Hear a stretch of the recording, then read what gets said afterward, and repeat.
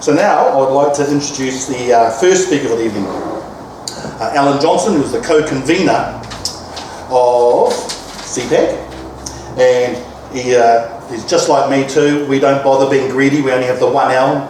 We're very efficient like that. So kia ora, Alan, welcome. And I don't mind. Kia ora, come on up. And how much am I giving them? As long as they need. No. Have a look at your schedule. Oh yeah, I've got a schedule here. You have 25 minutes. Oh, I won't take that long. Good. You might not need it. No, it's good way. Nā me nui kia koutou mo tēnei pō, nā me hoki ki te wairua ki te kōtahitanga I waina nui a mātou I tēnei wā. Sure. Thank you, Ellen, for the introduction.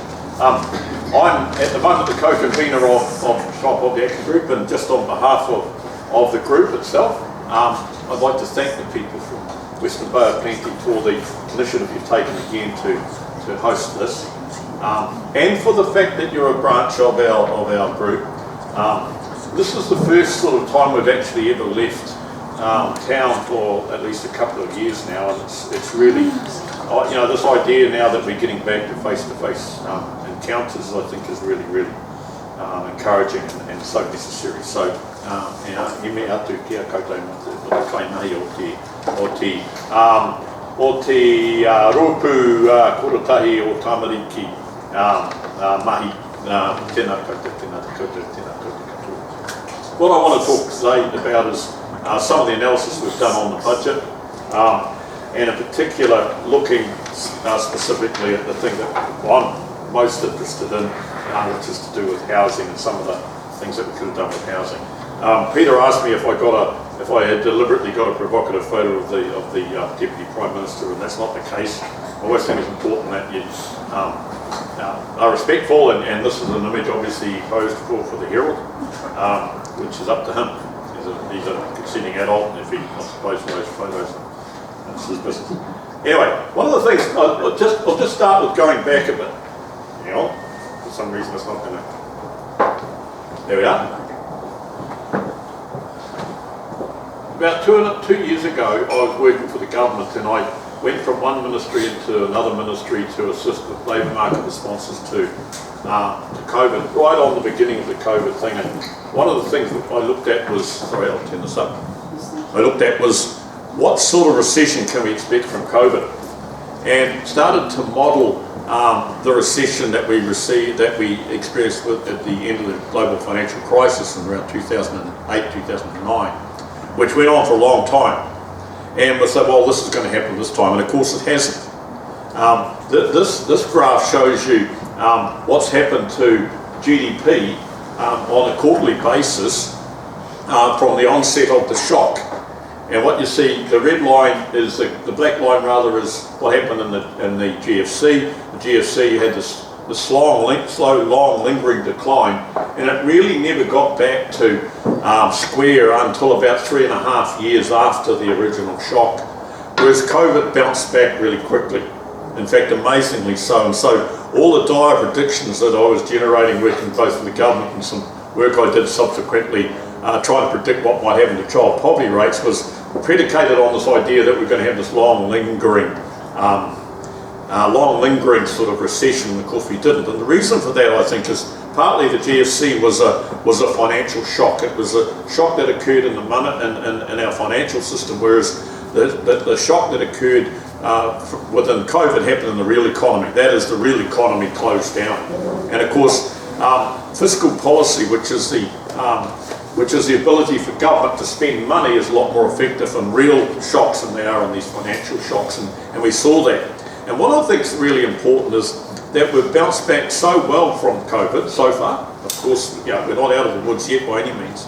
The reality is that we showed what can be achieved if government actually loosened the purse strings and spent money in order to achieve a certain policy objective, and it's called expansive fiscal policy. And that's really what I would take from the lesson that we had from COVID. But where have we gone now? What does the budget that was released last week signal in terms of the future policy direction? In my view, it's not great. And I just,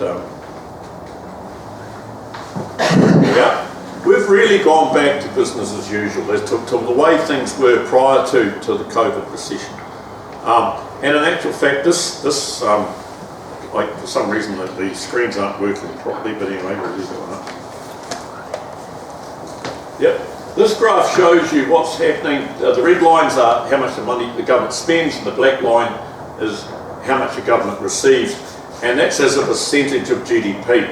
And what you find is, if the red line is above the grey line as it is, that's a deficit. That is the government spending more than it's receiving in revenue.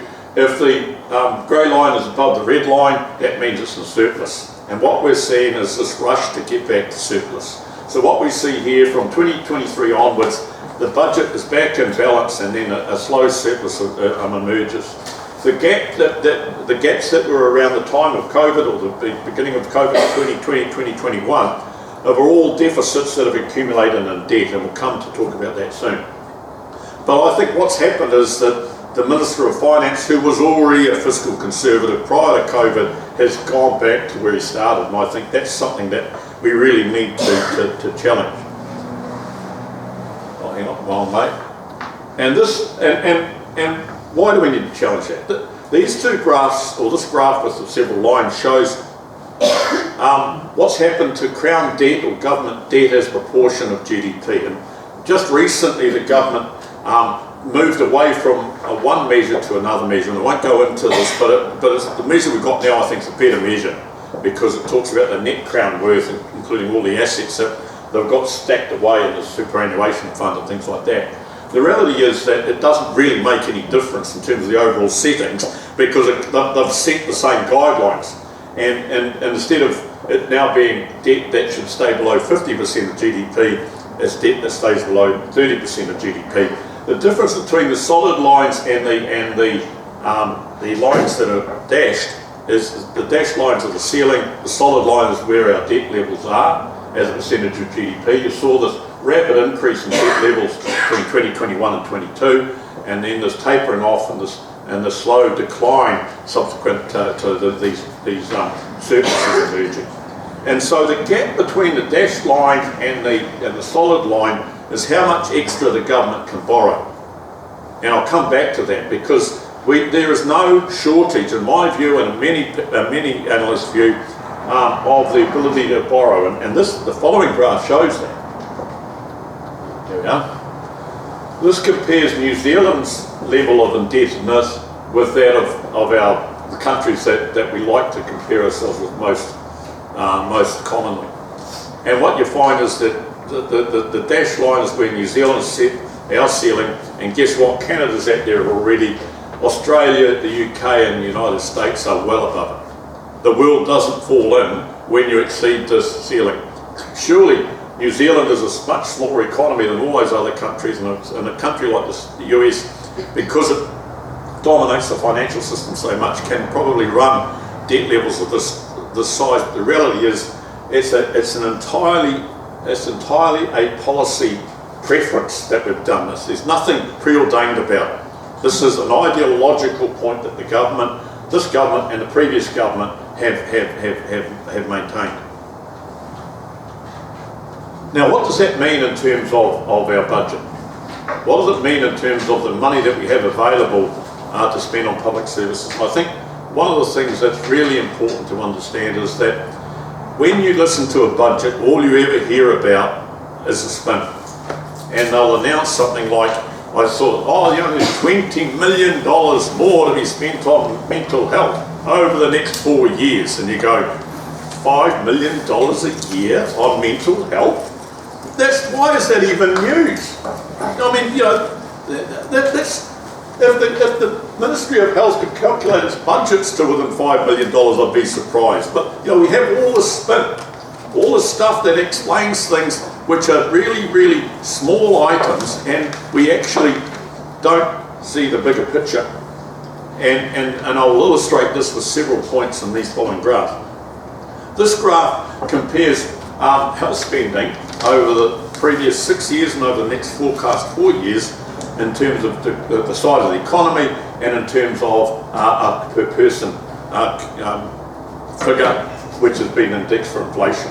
And what you see under both measures is after the spike that we're getting over in public health spending, we see quite a sharp decline in public health spending, both in terms of the proportion of GDP and in terms of per capita basis. Now, one of the things that makes me annoyed about this is that we have glaring deficits in our health system, particularly around aged care, and we're starting to see that crisis emerge with the fact that the aged care sector just can't attract staff, and I did some work in this about 3 or 4 years ago. The reason for that is they're not funded to pay their nursing staff the same rates as in the public system. So we're actually on the threshold now, and it's been coming for a few years, of having to close aged care facilities for the simple reason that the funding models aren't viable.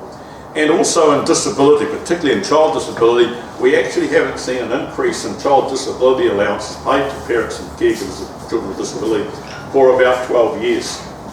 And it's easy to say, oh, well, we've got to balance the budget, we've got to get back to that magical 30 to 35% of spending against GDP. We've got to do all this thing, but the costs of it are in real terms about elderly people not being able to be looked after in rest homes, and our disabled children not getting the support and the putia they need to live decent and satisfying lives. If we look at education, the same sort of thing happens. That is this tailing off of education spending in terms of its proportion of GDP and in terms of its per capita share.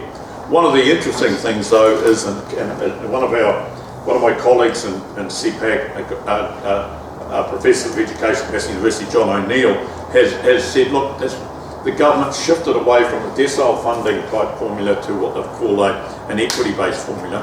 So we're going to move away from that's a decile one school gets this. We're going to have some other identifiers for the schools that most need the support. And there's $75 million more in that fund than there has been, which I think is well needed, but there is also a needed further, I think it's 190 million to get that equity funding up to international standards. So there's some good stuff there alongside this general reluctance to put sufficient money into public education. And if we look at incomes, the top graph tells us what's happened to working for families' budgets in terms of inflation adjustments. So when we hear that the budget's going up by $200 million, well, you actually think, well, what's inflation worth? This is a budget of $3 billion. And what we find is that the budget by 2026 will only be back at the level it was in 2020, which is at the end of when the government bought in its families package. And we would be, and our view is, of course, that we need a radical shake-up of working for families, and we won't go into the details, but the in-work tax credit needs to be universalised so all children have access to it. But the reality is that how does the government expect to maintain progress on child poverty rates if these budgets are static? And so there's a real concern that this budget isn't moving. But the figures below tell us what's happened in spending on superannuation. And I get the gold card at the end of the year, so I'm going to be very quiet about this, but the reality is we never hear about superannuation in the budget. No one ever talks about it. It just is. 45% of the additional government spending between now and 2026 will go towards funding superannuation. That's never talked about. So half of all the money the government is looking to spend is already tagged to maintaining the entitlements that exist around superannuation. How we deal with that in the medium term is a big question, but we're not even having the conversation. What does all this mean for housing? And I think there's a number of missed opportunities in housing. The top graph shows you what's happened to various measures of social housing provision, whether it's the income-related rent tenancies, whether it's the stock of social housing units, or whether it's the amount of housing units that are owned by the state through kind of order. These are all the similar measures, and what you find is the bottom line there, that the light blue one, is the measure of Kāinga Water's ownership of social housing units. It really hasn't moved much. There has been some movement in the total stock, which allows for what they call community housing providers, which of course accessible property is a very favourite one here in Tauranga. But the reality is that many of the community housing providers are actually providing additional houses that were actually already existing houses. Otutahi Trust, Otautai Trust, Housing Trust, which is in Christchurch, reported that it had 200 more income-related rent tenancies between 2020 and 2021, but the number of houses it had actually declined. So we're getting this sort of dodgy accounting of numbers, but either way, the budget 2022 allows for another 3,000 income-related rent subsidy tenancies, which we think is good. Whether they materialise and whether they actually represent new houses is another thing altogether. The graph below tells us what the spending on the two main housing subsidy programs, which are the accommodation supplement and the income-related rent subsidies. And that's forecast to proceed to rise from $3.7 billion in the current year to $4.2 billion by 2025, and then for some odd reason it starts to decline. I can't understand that, but either way it's a lot of money. So that's the first thing about what are the opportunities in housing. The second thing is the amount of money the government's spending on transitional housing is just ballooning. In 2019, the government spent around $150 million on transitional housing. In 2023 is anticipating spending $466 million on transitional housing. That's nearly $500 million on putting people into apartments and hotels and motel units because we actually haven't got any housing for them. In Rotorua, they're spending $130 million on providing emergency accommodation to 200 whānau over the next 4 years. They've never actually thought, well, why don't we just use that money to build the damn houses? You could easily build 200 houses for $130 million, but it never occurs to the government to actually go out and build stuff. We just have to keep on pumping money into Band-Aids in the hope that sooner or later things will come right. And they're not coming right.